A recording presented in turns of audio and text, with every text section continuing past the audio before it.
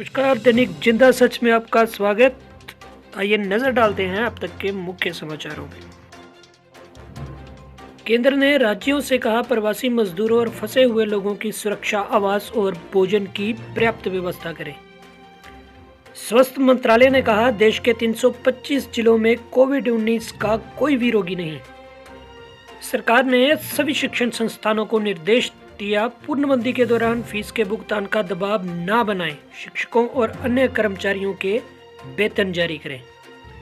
अगली खबर विमानन कंपनियों से है। सभी विमानन कंपनियां पूर्णबंदी में 3 मई तक बुक की गई टिकटों का पूरा पैसा रिफंड करेंगी।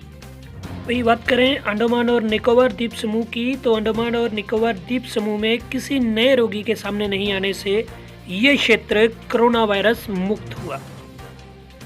आइए अब नजर डालते हैं कुछ राष्ट्रीय सुर्खियों पर। चीन ने भारत में कोविड-19 की जांच के लिए 6,50,000 जांच किटें भारत को भेजी हैं।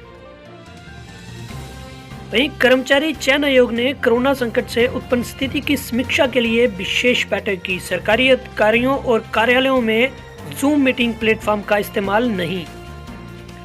देश में 2020-21 में रिकॉर्ड 29 करोड़ 83 लाख टन अनाज उत्पादन का लक्ष्य।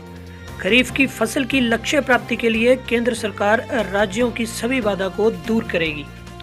आइए अब नजर डालते हैं अंतर्राष्ट्रीय खबरों पर। संयुक्त राष्ट्र महासचिव ने अफ्रीकी देशों से कोविड-19 से निपटने के प्रयास तेज करने को कहा।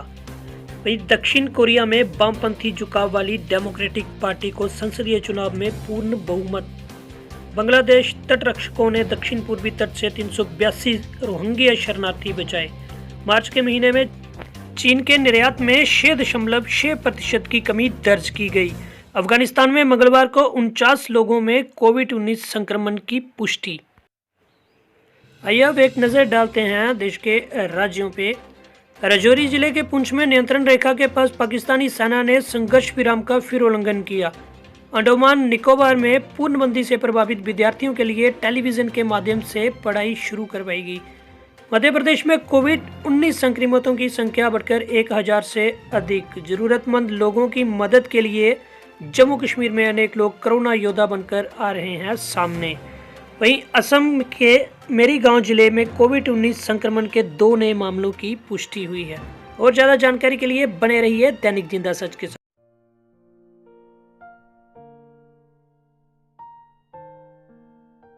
Well, it is hard time for all of us. Due to coronavirus, we have break the situation as earlier it was. But time never stopped for anyone. But it doesn't mean that we should go out and prepare for all the competitive exam. We can utilize this time by doing self-study and taking help of Aspire Ada YouTube channel.